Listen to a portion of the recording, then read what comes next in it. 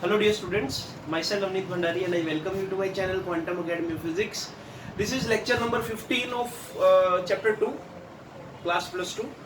और इससे पिछली वीडियो में बच्चों आपको मैंने बहुत सारी ट्रिक्स दी थी कैपेसिटर्स के नेटवर्क को सोल्व करने के लिए। तो आई होप कि आपने वो लेक्चर मेरा देखा होगा। बहुत ही बेहतरीन ट्रिक्स थी, अलग अलग तरह के मैंने आपको नेटवर्क बताए थे, अलग अलग तरह की हमने कंडीशंस में हर एक तरह के कैपेसिटर नेटवर्क को सोल्व करा था। तो आज हम चैप्टर को थोड़ा सा आगे बढ़ाते हुए कुछ और अच्छे क्वेश्चंस को करेंगे और कुछ कंसेप्ट्स को जानेंगे। आज का जो लेक्चर है वो थोड़ा सा कंसेप्चुअल ज्यादा रहेगा, जो आपको कुछ अच्छी नॉलेज देगा अबाउट की कैपेसिटेंस बढ़ा कह सकते हैं और डाइलेक्ट्रिक्स के बारे में, राइट। तो चैप्टर को मतलब लेक्चर को ज्यादा देरी ना करते हुए शुरू करते हैं। आज मेनली जो हम पढ़ने वाले हैं बच्चों, वो पढ़ने वाले कि डाई इलेक्ट्रिक क्या होता है। What do you mean by dielectric? तो आपको कुछ कैटेगरीज बताता हूं कि हमारे पास कितने तरह के मटेरियल होते हैं on the basis of conductivity. पहला हमारे पास है conductors.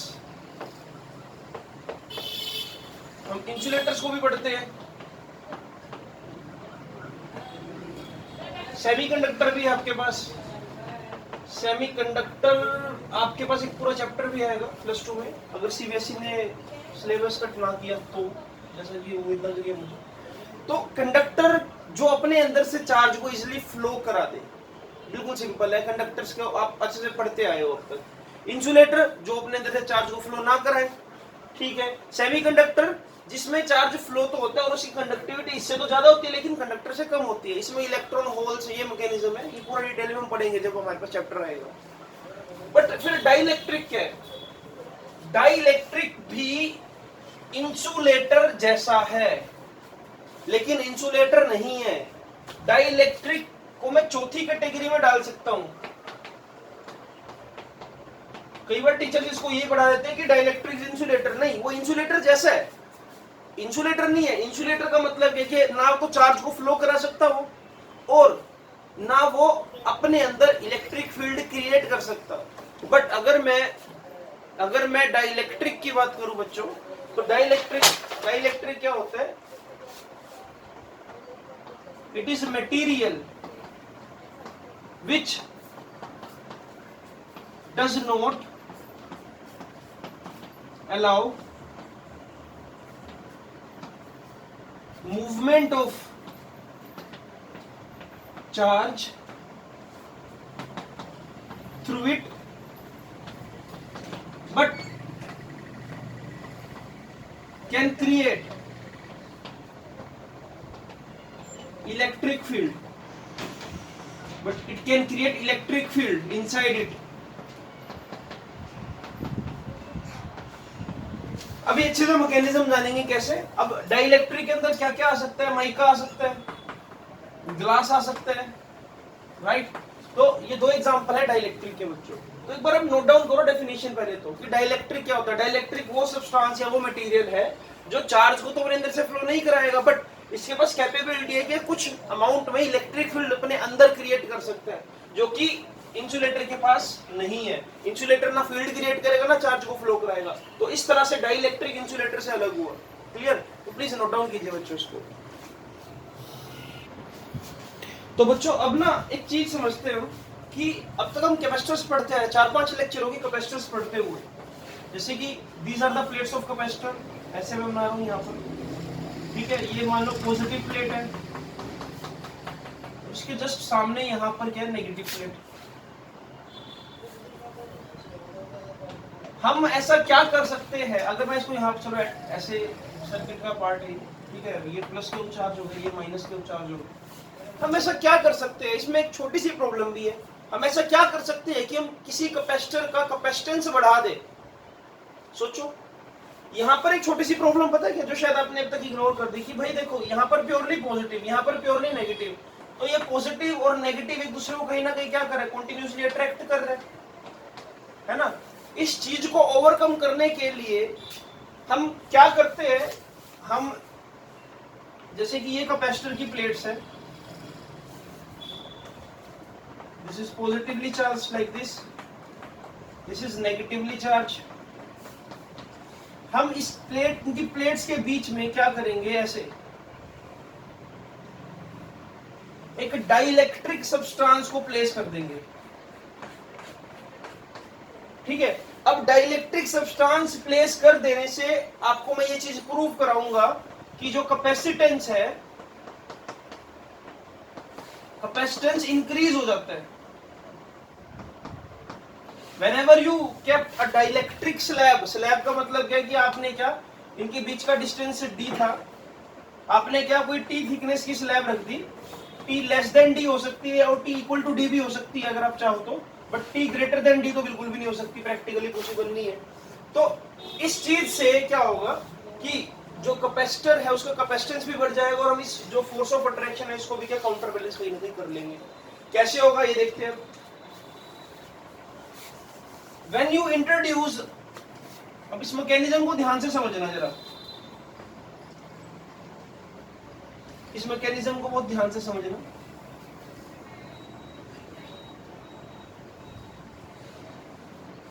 When you introduce a dielectric slab between the plates of capacitor, ये कैपेसिटर की पॉजिटिव प्लेट है, ये कैपेसिटर की नेगेटिव प्लेट है।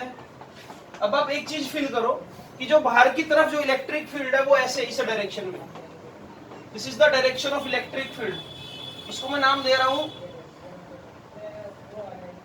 ई नोट, इसको नाम दे रहा हूं ई नोट, ये ई नोट वेक्टर बोल देता हूं इसको मैं, कि डायरेक्शन इस तरफ है तो आई कैप लगा देता हूं सर अलोंग एक्स एक्सिस। तो this is somehow applied electric field की जो बाहर से आपने अप्लाई कर दिया, अप्लाइड इलेक्ट्रिक फील्ड।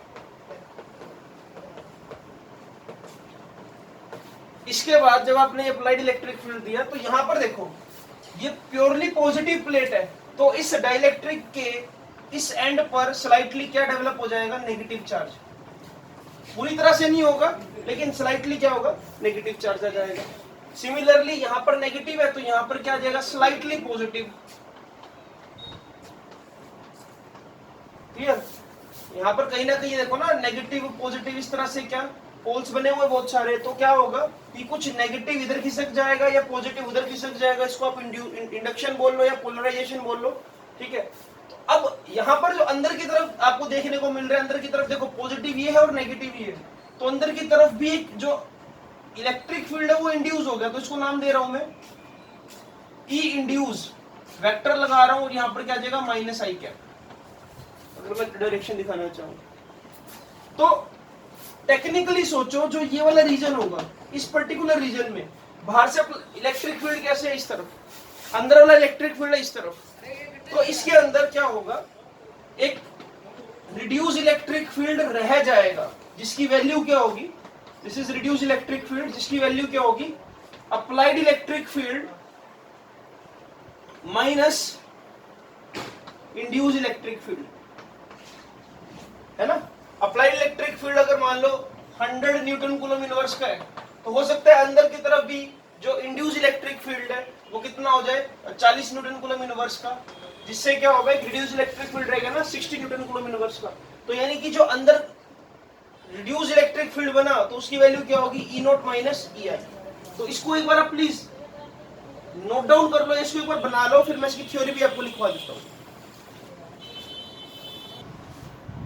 तो बच्चों, जैसा कि हमने देखा कि रिड्यूस इलेक्ट्रिक फील्ड अंदर बन जाता है और जो रिड्यूस इलेक्ट्रिक फील्ड की वैल्यू है वो क्या होगी, applied electric field subtracted by induce electric field. तो यहां से हम एक टर्म को समझेंगे कि what do you mean by dielectric constant. Dielectric constant होता है के, कापा से भी कई बुक्स में इसको डिनोट कर रखा है। तो डाइलेक्ट्रिक कांस्टेंट अगर मुझे किसी मटेरियल का निकालना है तो वो होता है ratio of applied electric field, जितना इलेक्ट्रिक फील्ड मैंने अप्लाई किया, to the reduce electric field. Actual में इसको मुझे इलेक्ट्रिक फील्ड इंटेंसिटी प्रोनाउंस करना चाहिए, जो कि एग्जैक्ट डेफिनेशन है। क्लियर। तो आप इसको ये बोलोगे, it is ratio of applied electric field intensity to the reduce electric field intensity whenever a dielectric is placed between the plates of capacitor. ठीक है बच्चों। तो अगर इस डेफिनेशन के अकॉर्डिंग चलो, इट इज डिनोटेड बाय के। ओके, तो देखो मैं क्या कर रहा हूं, डेफिनेशन के अकॉर्डिंग अप्लाइड इलेक्ट्रिक फील्ड क्या है, E naught vector, reduce electric field क्या है, ई आर वेक्टर। इन दोनों के रेशियो से मुझे क्या मिलेगा, के। अच्छा, और E naught as it is, E R की वैल्यू क्या है, ई नोट माइनस ई आई।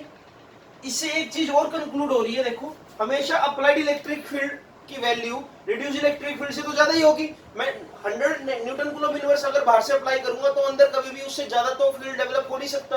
अंदर कितना हो सकता है रिड्यूस इलेक्ट्रिक फील्ड, 30, 40, 50। क्लियर? तो यानी कि हमेशा ये वैल्यू देखो, ऊपर वाली जो वैल्यू वो हमेशा ज्यादा है नीचे वाली वैल्यू से।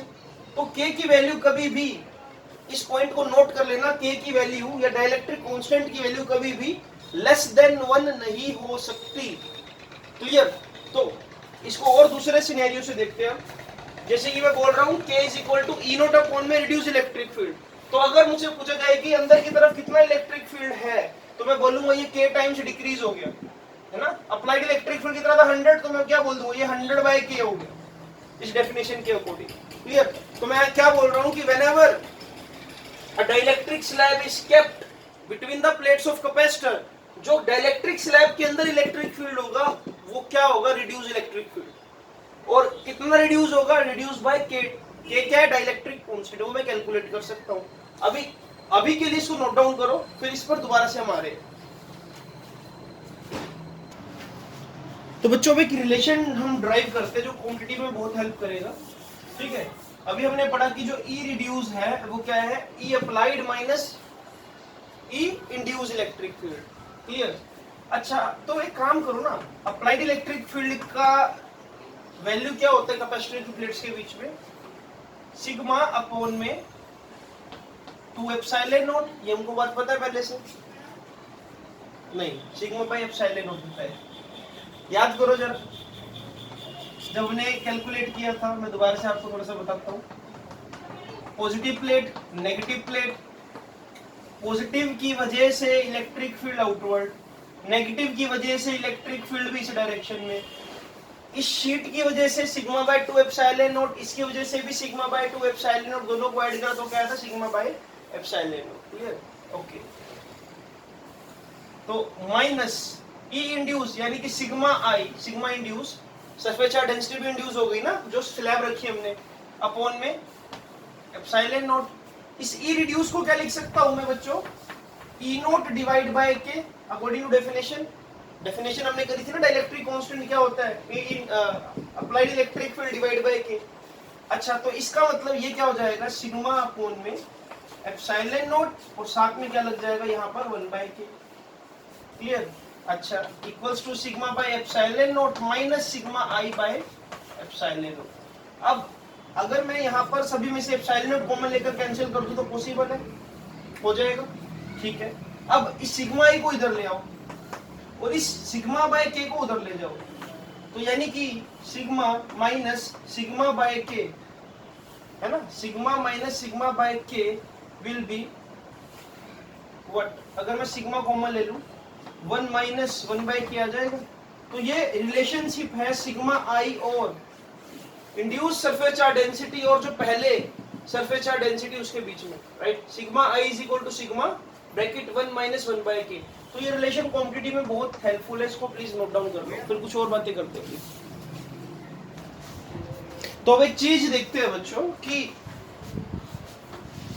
डाइलेक्ट्रिक स्लैब इंट्रोड्यूस कर देने से पोटेंशियल पर क्या इफेक्ट पड़ा। तो मैं लिख रहा हूं यहां पर इफेक्ट ऑन पोटेंशियल डिफरेंस। देखिए, चलो गुड। आपको ये पता लगा ना कि जो इलेक्ट्रिक फील्ड है रिड्यूस, वो तो के टाइम्स डिक्रीज हो गया स्लैब के अंदर, electric field get reduce by K times. अब एक रिलेशन याद करो, इलेक्ट्रिक फील्ड और पोटेंशियल में क्या रिलेशन है, E is equal to V by R लिख दूं मैं, E is equal to V by R, या वी बाय डी लिख देता हूं कैपेसिटर की प्लेट्स के लिए, प्लेट्स का जो सेपरेशन है, ठीक है, मैग्नीट्यूड के लिए। अगर ये डायरेक्शन लेता तो माइनस लगा देता यहाँ पर मैं, तो डायरेक्शन नहीं ले रहे अभी। पोटेंशियल का मतलब क्या हुआ, E इंटू में डी। ये तब है जब मैंने कोई भी डाइलेक्ट्रिक इंट्रोड्यूस नहीं कराया, लेकिन आफ्टर इंट्रोड्यूसिंग डाइलेक्ट्रिक ये E की वैल्यू क्या हो गई बच्चों, मतलब अगर ये पहले E नोट था, अब E की वैल्यू क्या हो जाएगी, लिख देता हूं यहाँ पर, after introducing dielectric after introducing dielectric this E not become E note by K into D, और वी क्या हो जाएगा आपके पास, पहले था ई नोट डी, अब कितना हो गया ये ई नोट डी बाय के। तो यानी कि potential difference decreases by K times. तो this is effect on potential. जब भी आप डाइलेक्ट्रिक स्लैब को इंट्रोड्यूस कराओगे, electric field K times decrease हो जाएगा, पोटेंशियल भी के टाइम्स डिक्रीज हो जाएगा। Now we will study what is the effect on capacitance. तो बच्चों जैसे पोटेंशियल पर आपने इफेक्ट को समझा, अब देखो कैपेसिटर का फॉर्मूला क्या होता है, C is equal to Q by V। इसका मतलब C is equal to Q upon में, आफ्टर इंट्रोड्यूसिंग डाइलेक्ट्रिक, यहीं पे लिख रहा हूं मैं as it is, after introducing dielectric Q upon में V अपॉन में के। अभी हमने पढ़ा ना, देखो यहाँ पर जो V है अब कितना हो चुका है वो, यहाँ पर मैं चलो V डैश नाम देता हूँ, जो नेट पोटेंशियल डिफरेंस है, V डैश कितना हो चुका है, V डिवाइड बाय के, this is value of V and divide by K. तो after introducing dielectric slab this become Q upon में V डैश, तो यानी कि C will be Q upon में V अपॉन में के। तो यानी कि बच्चों कैपेसिटेंस K टाइम्स क्या हो गया, इंक्रीज हो गया। पहले कैपेसिटर जो भी था, लेकिन अब क्या है, कैपेसिटर K टाइम्स ज्यादा मिल रहा है, और मुझे अल्टीमेटली अगर कैपेसिटेंस बढ़ाना है तो I can introduce dielectric slab. सभी चीजें डिक्रीज हो रही है लेकिन पोटेंशियल क्या हो रहा है, इंक्रीज कर रहा है। तो इससे मुझे ये पता लगा कि भाई जब भी आप किसी डाइलेक्ट्रिक स्लैब को इंट्रोड्यूस करोगे कैपेसिटर की प्लेट्स के बीच में, तो उसका कैपेसिटेंस इंक्रीज कर जाता है। इसका एक डेरिवेशन भी मैं आपको करवाऊंगा अभी, फिलहाल के तौर पे आपको आई होप ये चीज समझ आ गई होगी। चार्ज पर इफेक्ट देखिए, वैसे ही इफेक्ट ऑन चार्ज पर इफेक्ट, इसको मैं रब कर रहा हूं यहां से। What is effect on charge, अगर मैं डाइलेक्ट्रिक स्लैब को इंट्रोड्यूस कर रहा हूं, देखो क्यू इज इक्वल टू होता है CV, ठीक है बात, Q is equal to CV। लेकिन जब आपने डाइलेक्ट्रिक स्लैब को इंट्रोड्यूस करा तो क्यू डैश कितना हो गया, C डैश V डैश। अब यहां पर देखो C डैश का मतलब क्या है, KC, K टाइम्स कैपेसिटर ज्यादा हो गया, C डैश का मतलब क्या है KC, और V डैश का मतलब क्या है V by K, potential decrease हो गया K टाइम्स। तो अल्टीमेटली क्यू डैश आपको क्या मिला, CV। अल्टीमेटली आपको क्यू डैश क्या मिला, CV, जिसका मतलब है कि there is no effect on charge पर कोई इफेक्ट नहीं होगा। क्लियर। चलो अब ऐसे ही हम एक काम और करते हैं, एक बार एनर्जी पर भी इफेक्ट देखें। अगर पहले एनर्जी थी 1/2 CV², तो अब एनर्जी कितनी होगी, 1/2 C की जगह क्या लिख दूंगा मैं यहाँ पर KC, और V² की जगह क्या लिख दूंगा मैं V² अपॉन में K²। इससे मुझे पता लगा कि जो एनर्जी है वो क्या हो जाएगी बच्चों, 1/2 CV² अपॉन में K। तो जो एनर्जी है बेटा, एनर्जी भी आपकी K टाइम्स डिक्रीज कर रही है अगर मैं इस रिजल्ट के अकॉर्डिंग चलूं। बट कुछ चीजें कंडीशनल होती है, आगे मैं आपको ना एक चीज और भी करवाऊंगा कि effect on switching on the battery, effect of disconnecting the battery. मतलब आपने क्या किया, कैपेसिटर की प्लेट्स के बीच में डाइलेक्ट्रिक स्लैब को डाला। यहाँ पर दो कंडीशंस है, पहला कि वो कैपेसिटर्स जो है अभी भी बैटरी से कनेक्टेड है, दूसरी कंडीशन कि वो जो बैटरी से क्या उसको डिस्कनेक्ट कर दिया। तो तब हम इन चीजों को और डिटेल में भी दोबारा पढ़ेंगे। फिलहाल के तौर पे आप इसको नोट डाउन कर लो बच्चों, क्लियर, जितना भी आपको कराया। अब कुछ और आगे करते हैं इसमें, आज का लेक्चर कंसेप्चुअल रहेगा आपको। तो बच्चों अब मैं आपको एक और चीज बताने वाला हूं कि एडवांटेजेस क्या है, what are the advantages of dielectric का इंट्रोडक्शन अगर मैं कर रहा हूं कैपेसिटर की प्लेट्स के बीच में, तो एडवांटेजेस क्या है। सबसे पहला advantage, C increases, capacitance increase हो रहा है। दूसरा एडवांटेज, स्टेबिलिटी मिल रही है कैपेसिटर को, कैपेसिटर इज गेटिंग स्टेबिलिटी। तीसरा advantage, does not allow plates to stick with each other. ये दो प्लेट्स को आपस में ऐसे फोर्स ऑफ अट्रैक्शन लगाने से क्या प्रिवेंट कर रहा है, या मैं बोल दूं कि प्लेट्स को चिपकने से रोक रहा है, अदरवाइज वो चिपक भी सकती है, आपको दोनों से पेच कसना पड़ेगा। बट अगर आप डाइलेक्ट्रिक स्लैब को इंट्रोड्यूस कर दोगे बीच में, तो प्लेट्स क्या वो चिपकने से बच जाएगी। क्लियर? तो मैं क्या लिख रहा हूं, does not allow the plates to stick with each other. सबसे important point, prevents breakdown of capacitor. चौथा पॉइंट बहुत इंपॉर्टेंट है और जनरली ये टीचर्स एक्सप्लेन नहीं कर पाते, ये ब्रेकडाउन ऑफ कैपेसिटर क्या है। उनको लगता है कि जो ये है ये चीज, it does not allow capacitor to stick each other, मतलब ये एक ही पॉइंट है, ऐसा नहीं है। जबकि ब्रेकडाउन होना इसको नहीं बोलते कि कैपेसिटर की ये वाली प्लेट है, ये वाली प्लेट है, आपस में चिपक गई। This is not breakdown of capacitor. Breakdown of capacitor, किसी भी चीज का ब्रेकडाउन पता क्या होता है? किसी चीज का ब्रेकडाउन ये होता है कि वो चीज धीरे धीरे खत्म हो रही है या टूट रही है। अब अगर मैं टेक्निकली सोचूं बच्चों, अगर कैपेसिटर की प्लेट्स को देखूं तो यहां पर स्ट्रांगली पॉजिटिव चार्ज है, यहां पर स्ट्रांगली नेगेटिव चार्ज है। बीच में जो इलेक्ट्रिक फील्ड ई नोट है, अगर इसकी वैल्यू स्लाइटली इंक्रीज करना स्टार्ट कर दी जाए, इसके बीच में क्या प्रेजेंट है? एयर। और एयर के अंदर कहीं ना कहीं लिटिल बिट वाटर मॉलिक्यूल्स भी प्रेजेंट होते हैं, या मैं बोल लूं कि other there are so many gases you can say. Clear? अब एयर है ना, एयर तो मिक्सचर है कई सारी गैसेस का।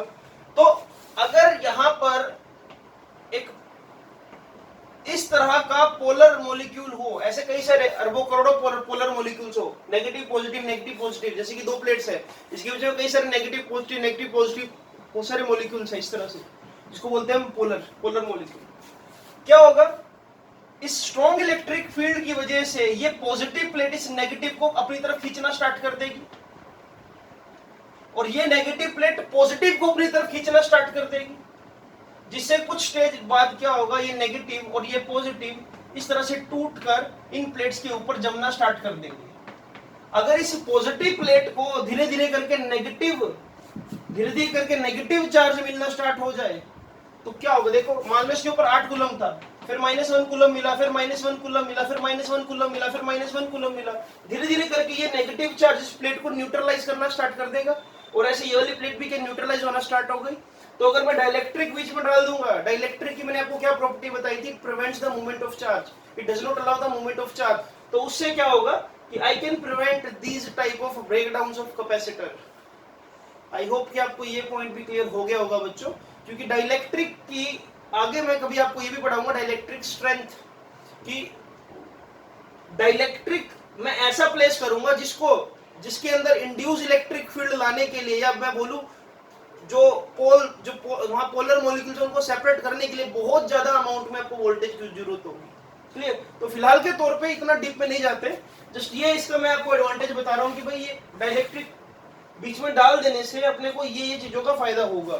ठीक है? अब कुछ और कंसेप्ट्स के ऊपर आ रहे हैं, इसको नोट डाउन करो।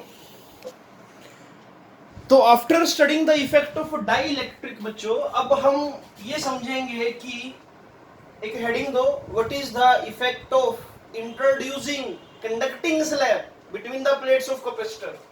अभी मैं क्या कर रहा हूं, प्लेट्स ऑफ कैपेसिटर के बीच में एक कंडक्टिंग स्लैब को डाल रहा हूं, positive positive positive positive, this is negative negative negative negative, और यहां पर अब मैंने डाल दी कंडक्टिंग स्लैब। कंडक्टिंग स्लैब का मतलब क्या होगा कि प्योर कंडक्टर है, बाहर की तरफ इलेक्ट्रिक फील्ड क्या है? ई नोट। अब यहां पर जो मजे की बात है, यहां पर इंड्यूस चार्ज बिल्कुल इक्वल एंड अपोजिट होगा, जैसे कि यहां पर पॉजिटिव है, यहां पर नेगेटिव डेवलप हो जाएगा, यहां पर पॉजिटिव डेवलप हो जाएगा। जितना बाहर इलेक्ट्रिक फील्ड अप्लाई किया उतना ही क्या ये अंदर की तरफ ई इंड्यूस डेवलप कर लेगा, क्योंकि क्या कंडक्टर है, कंडक्टर के अंदर क्या होता है? Charges are in free state, है ना? तो जिसकी वजह से जो अंदर की तरफ रिड्यूस इलेक्ट्रिक फील्ड आया बच्चों, वो कितना आ जाएगा? ई नोट वेक्टर माइनस ई आई वेक्टर लिख सकता हूं। क्यों लिख सकता हूं? क्योंकि एंगल क्या है? 180 डिग्री है यहां पर भी, है ना? अच्छा, लेकिन जैसे कि मैं बता रहा हूं यहां पर जो ई रिड्यूस की वैल्यू है वो क्या आ जाएगी 0, क्योंकि आपको पता है यहां पर ई अप्लाइड इक्वल्स टू क्या है ई इंड्यूस। तो अगर मैं डेफिनेशन के अकॉर्डिंग चलूं, अगर हमारे पास रिजल्ट था वो क्या था E r is equal to E note by में के, ये हमने भी पीछे रिलेशन डाइलेक्ट्रिक कांस्टेंट की डेफिनेशन के अकॉर्डिंग ड्राइव किया था। तो डाइलेक्ट्रिक कांस्टेंट के की वैल्यू क्या होती है बच्चों ई नोट अपॉन में ई आर। तो अगर मुझसे पूछा जाए कि किसी भी कंडक्टर के लिए डाइलेक्ट्रिक कांस्टेंट क्या है, तो आपके सामने आपका आंसर देखिए k is equal to E naught और ई आर की वैल्यू क्या है 0। किसी भी चीज को अगर आप 0 से डिवाइड कर दो तो बच्चे वो क्या बन जाती है infinite. This is very important key point, the value of dielectric constant, very important, value of dielectric constant is infinite for a conductor.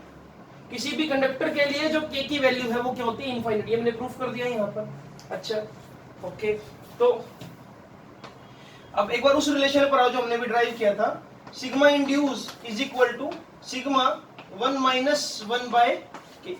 ठीक है, अब यहाँ पर k की वैल्यू क्या है बच्चों इनफाइनाइट, तो जब मैं वैल्यू प्लेस करूंगा sigma i is equal to sigma 1 minus 1 by infinity यानी कि 0। तो इस केस में सिग्मा आई किसके इक्वल हो जाएगा सिग्मा के इक्वल, यानी कि यहाँ पर जो इंड्यूस इलेक्ट्रिक, देखो ये चीज भी प्रूव कर दी ना, जितना इंड्यूस चार्ज यहाँ पर है उतना ही इंड्यूस चार्ज पहले था सिग्मा, यानी कि after application of electric field, sorry after introducing the dielectric conducting slab, sigma I वही है जो क्या आपका, जो आपका क्या सिग्मा पहले था। ठीक है, तो इससे मुझे पता लगता है कि जो इलेक्ट्रिक फील्ड होगा वो क्या होता है सिग्मा बाय एप्सिलॉन, वो उतने का उतना ही रहेगा। क्लियर है, तो this is again very important. Otherwise पहले क्या था sigma i is equal to sigma 1 minus 1 by K, यानी कि सिग्मा से में से कुछ ना कुछ माइनस होगा। क्लियर, तो बाकी केसेस में जो सिग्मा आई होता है वो लेस देन सिग्मा होता है, यानी कि जो इंड्यूस सरफेस चार्ज डेंसिटी है that is less than original surface charge density. कब, जब कंडक्टिंग स्लैब नहीं है, लेकिन जब कंडक्टिंग स्लैब है तो क्या आपको मिल रहा है कि वो इक्वल है। तो प्लीज इसको नोट डाउन कर लो, फिर आगे हम कुछ और डेरिवेशंस और कुछ और कांसेप्ट्स करते हैं। तो बच्चों ये एक्सप्रेशन बहुत इंपॉर्टेंट है, इसको नोट डाउन कर लो जरा। Drive expression for the capacitance of parallel plate capacitor when a dielectric slab of thickness t less than d। यहां पर मैं जो स्लैब इंसर्ट कर रहा हूं उसकी जो थिकनेस है वो सेपरेटिंग डिस्टेंस ऑफ प्लेट से कम है।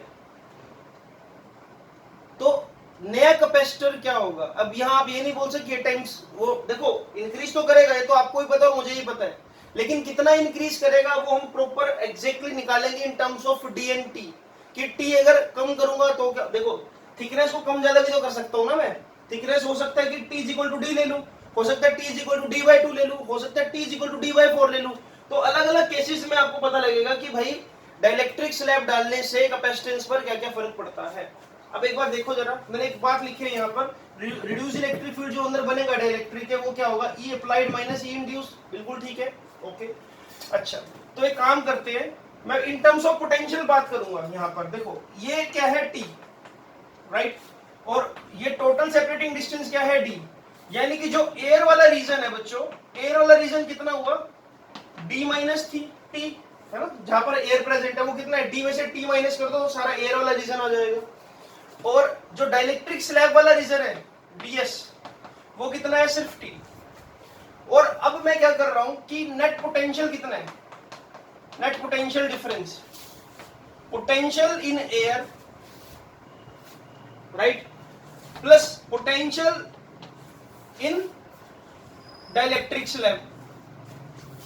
क्लियर है, अच्छा पोटेंशियल इन एयर को मैं क्या लिख सकता हूं, बाहर की तरफ, बाहर इलेक्ट्रिक फील्ड कितना ई नोट, जो एयर के अंदर है ई नोट वैल्यू है, ई नोट इंटू में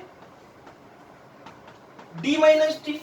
इतने रीजन में ई नोट इलेक्ट्रिक फील्ड, अगर आप ध्यान से देखो जरा, इस रीजन में इलेक्ट्रिक फील्ड है ना ई नोट, और अंदर वाले रीजन में कितना है ई आर, तो इसको मैं क्या लिख सकता हूं प्लस डाइलेक्ट्रिक स्लैब के अंदर पोटेंशियल डिफरेंस कितना है ई रिड्यूस, और कितना रीजन है वहां पर टी। तो electric field into distance is definition of potential difference. Clear है बात, तो मैंने ये लिख दी यहाँ पर, इसको थोड़ा सा और मॉडिफाई करते हैं। इस ई आर को बेटा क्या लिख सकता हूं मैं, देखो E naught D minus T as it is, इस ई आर को मैंने क्या लिख दिया E naught divide by K times decrease हो गया, ER को मैं लिख सकता हूँ ना, ER का मतलब E नोट बाय के, अभी पिछले 10 मिनट में हमने ये चीज तो पढ़ी है, और साथ में यहाँ पर क्या आ गया T। इन पूरे एक्सप्रेशन में से E नोट को बाहर निकाल दो, अंदर क्या बचा D minus T plus T by K। तो this is my net potential difference, ये मैंने पोटेंशियल डिफरेंस निकाल लिया, E naught D minus T plus T by K।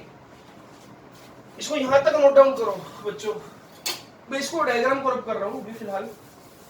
अब आगे देखो, मैंने V की वैल्यू निकाल ली, कैपेसिटेंस का फॉर्मूला क्या होता है बच्चों, क्या हो divide by V, C is equal to क्या हो एज इट इज V की वैल्यू क्या बच्चों, E नोट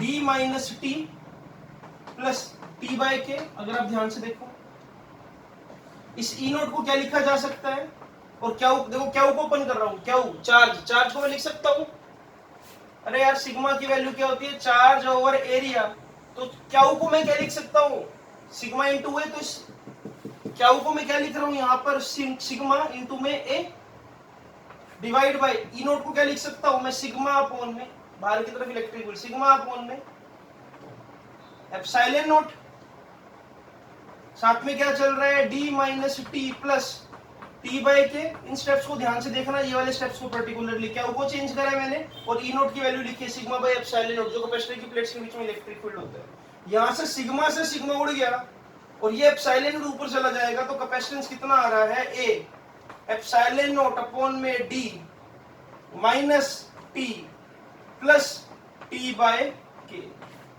अब ये कैपेसिटेंस इंक्रीज कर रहा है या डिक्रीज कर रहा है, इस बात का अंदाजा आप ये लगा लो कि जो डिनोमिनेटर है, एक्चुअल कैपेसिटेंस क्या होता है, A एप्सिलॉन नोट बाय में D, जब तक एयर थी बीच में, यही हमने पढ़ा था, A एप्सिलॉन नोट बाय में D। लेकिन अब देखो D में से ये पूरा फैक्टर क्या सब्ट्रैक्ट हो रहा है, नीचे देखो डिनोमिनेटर में D में से T plus T by K क्या सब्ट्रैक्ट हो रहा है, यानी कि डिनोमिनेटर की वैल्यू घट रही है। अगर 5 डिवाइड बाय 2 है और 5 डिवाइड बाय 4 है, तो आप बोलोगे ना 5 डिवाइड बाय 2, अब जब डिनोमिनेटर कम है तो वैल्यू ज्यादा है। तो यहां पर देखो, इससे मुझे एक रिलेशन मिल गया कि भाई यहां पर भी मैंने इसको प्रूव कर दिया कि capacitance is decreasing whenever you are inserting of dielectric, when you are inserting a dielectric slab of thickness T। अब यहां पर T की वैल्यू प्लेस करके आप क्या इसको ड्राइव कर सकते हो, है ना, कि T की वैल्यू D बाय 2 होगी तो क्या होगा, T की वैल्यू D बाय 4 होगी तो क्या होगा। अब हर बार भी ये नहीं बोलोगे ना कि K टाइम्स इंक्रीज कर रहा है, K टाइम्स इंक्रीज मैं उस केस में लेके चलूंगा कि जब आपने क्या पूरी की पूरी डाइलेक्ट्रिक स्लैब ही प्लेट्स का जैसे चिपका दी, ठीक है, उस केस में मैं बोल सकता हूँ। लेकिन यहाँ पर देखो जरा, यहाँ पर तो ये बात वैलिड नहीं है ना, तो इसलिए अभी के अभी इसको नोट डाउन करो, और अब हम करेंगे इफेक्ट ऑफ कंडक्टिंग स्लैब। तो बच्चों जैसे आपने पिछले डेरिवेशन के लिए हेडिंग दी थी, effect of dielectric slab on net capacitance, एक हेडिंग दो, what is the expression for capacitance of parallel plate capacitor whenever we place a conducting slab of thickness T less than D between the plates of capacitor. तो क्योंकि ये चीज मैं आपको पहले बहुत अच्छे से क्लियर कर चुका हूं कि रिड्यूस इलेक्ट्रिक फील्ड 0 होता है कंडक्टिंग स्लैब के अंदर, और K की वैल्यू इनफाइनाइट होती है, ठीक है। तो यहां पर मैं शुरुआत वैसे ही करूंगा, देखो नेट पोटेंशियल डिफरेंस क्या होने वाला है बच्चों, नेट पोटेंशियल डिफरेंस क्या होगा, पोटेंशियल डिफरेंस जो एयर वाला रीजन है, ये वाला, this is region of air, जहां पर एयर प्रेजेंट है, और ये जो T रीजन है, इतना रीजन, ठीक है, ये देखो टोटल कितना है D, ये कितना है छोटे वाला, जो ये वाला पार्ट है ये है T, तो एयर कितने में बची, D माइनस T में, तो मैं ये तो लिख रहा हूँ potential difference in air plus potential difference in conductor. अगर मैं डेफिनेशन पे चलूं, पोटेंशियल डिफरेंस इन एयर क्या होगा, electric field in air E note, और कितने रीजन में है D माइनस T, तो ये रिलेशन चला दिया यहाँ पर E naught D minus T plus conducting slab के अंदर कितना इलेक्ट्रिक फील्ड है ER इंटू में रीजन कितना है ये T।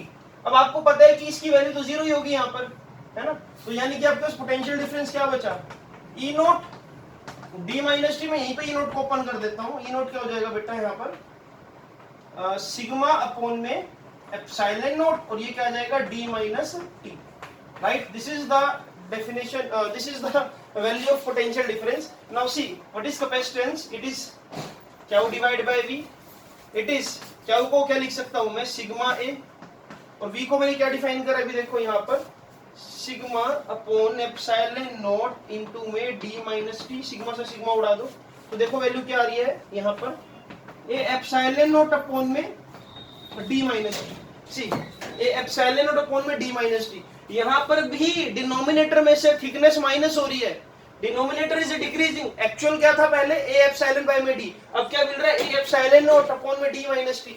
इससे मुझे एक और बात का पता लगा कि भाई यहाँ पर भी कैपेसिटेंस इंक्रीज हो रहा है, हालांकि जानते तो पहले से ही था लेकिन फिर भी यहाँ पर हमने प्रूफ भी कर दिया। अब देखो कितना इंक्रीज होगा, टी को डी बाई 2 पुट कर दो वैल्यू कुछ हो रहा है, टी को डी बाई 4 पुट कर दो वैल्यू कुछ हो रहा है, टी को डी पुट कर दो। अब देखो यहाँ पर एक बहुत मस्त आपको एक क्वेश्चन करा रहा हूं, अगर कुछ ऐसा हो जाए बच्चों कि कैपेसिटर की प्लेट्स के बीच में, this is very important, 1 mark conceptual बन सकता है, कैपेसिटर की प्लेट्स के बीच में मैंने एक कंडक्टिंग स्लैब डाल दी same T is equal to D thickness की, मतलब कि जो उसकी थिकनेस है वो दोनों कैपेसिटर की जो दो प्लेट्स है कैपेसिटर उसकी सेपरेटिंग डिस्टेंस के इक्वल है। तो देखो रिजल्ट क्या मिलेगा, ए एप्सिलॉन नॉट अपॉन में डी माइनस टी है, टी की जगह क्या जाएगा डी, यानी कि ए एप्सिलॉन अपॉन में 0, जो कैपेसिटेंस है वो क्या हो जाएगा infinite. How can we make the capacitance infinite, just place a conducting slab of thickness T is equal to D and you will get infinite capacitance। क्यों, क्योंकि सारा का सारा चार्ज जो यहाँ पर स्टोर करोगे एज इट इज फ्लो कर जाएगा, सारा का सारा स्टोर हो रहा है। ये बिल्कुल उस तरह से है कि भाई आपने क्या किया, एक बाल्टी के नीचे से बेस हटा दी और आपने 20 ऑन कर दी, आपको अगर दूर से देखोगे तो ऐसा लगेगा कि सारा का सारा जो पानी है वो बाल्टी के अंदर जा रहा है ना, वो 4 दिन हो गए आपको देखते हो सारा का सारा पानी ही बाल्टी के अंदर जा रहा है, लेकिन आप ये बोलोगे कि उसका बेस आपने हटा रखा है, क्लियर। तो आपको यहाँ पर इनफाइनाइट वाला केस मिल जाएगा। अच्छा एक काम और भी कर सकते हो, देखो ये आपका मेन रिजल्ट है बच्चों, इसको नोट डाउन कर लेना, ठीक है, ये कॉम्पिटिटिव में बहुत हेल्प करेगा आपको, ऐसे ये जो छोटी मोटी चीजें मैं आपको बता रहा हूँ। आई होप कि आपको लेक्चर समझ आ रहे होंगे बच्चों, क्योंकि कुछ बच्चे जो हमारे साथ रेगुलर जुड़े हुए थे वो कोई 2.3 लेक्चर पर है, कोई 2.6 पर है।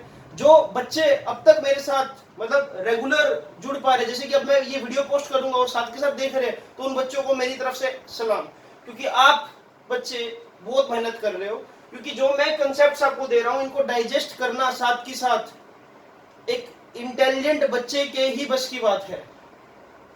क्यों, क्योंकि इसमें आपको क्या सभी चीजें मिल रही है, जो आपको खुद से नोट्स भी बनानी है और आपको जो असाइनमेंट दे रहा हूं वो भी साथ के साथ सोल्व करनी है, ठीक है। तो मैं उन बच्चों को बुरा नहीं बोल रहा हूं कि भाई जो अब तक साथ साथ नहीं चल पा रहे हैं, बट आपको आप वाकई में तारीफ के काबिल है, तो आपके लिए थम्स अप और सैल्यूट। अच्छा तो यहां पर देखो ना रिजल्ट क्या है, ए एप्सिलॉन नॉट अपॉन में डी माइनस टी, अगर इसको मल्टीप्लाई बाय डी कर दूं और डिवाइड बाय डी कर दूं तो अपने को क्या मिल रहा है, देखो यहां पर ध्यान से कि ए एप्सिलॉन बाय में डी इनटू में डी अपॉन में डी माइनस टी, यानी कि इतने टाइम्स कैपेसिटेंस इंक्रीज हो गया ना। ये देखो इसको क्या लिख दूंगा सी, और ये क्या जाएगा डी अपॉन में डी माइनस टी, और डी अपॉन में डी माइनस टी की वैल्यू हमेशा क्या होगी, ग्रेटर देन 1 होगी, आप चेक कर सकते हो। तो बच्चों आज के लेक्चर में सिर्फ इतना ही कराऊंगा मैं, क्योंकि अगर मैं इसके न्यूमेरिकल भी साथ में कराऊंगा तो लेक्चर बहुत बड़ा हो जाएगा। अगला लेक्चर मैं जल्दी लेकर आऊंगा, सॉरी फॉर डिले, ये लेक्चर थोड़ा सा लेट हो गया। तो आज हमने dielectric slabs, conducting slab, effect of dielectric and conducting slab को बहुत अच्छे से समझा। अगले लेक्चर में प्योरली न्यूमेरिकल्स कराऊंगा और बहुत खूबसूरत से कंसेप्ट्स कराऊंगा जहां पर आपके नंबर कट सकते थे, लेकिन अगले लेक्चर के बाद कभी भी नहीं कटेंगे। तो चैनल को प्यार देते रहिए बच्चों, और मिलता हूं मैं आपसे अगले लेक्चर में।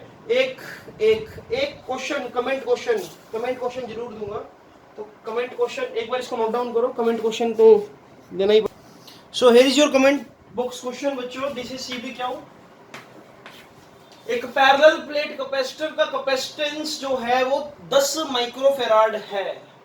अगर मैं प्लेट्स के डिस्टेंस को डबल कर दूं और डबल करने के बाद उन प्लेट्स के बीच में कंप्लीटली कोई डाइलेक्ट्रिक मटेरियल फिल कर दूं जिसका डाइलेक्ट्रिक कांस्टेंट की वैल्यू 10 है, dielectric constant has no unit, ये भी लिख लेना, ठीक है, डाइलेक्ट्रिक कांस्टेंट की वैल्यू 10 है। अब बताओ कि ऐसा करने के बाद नया कैपेसिटेंस कितना होगा।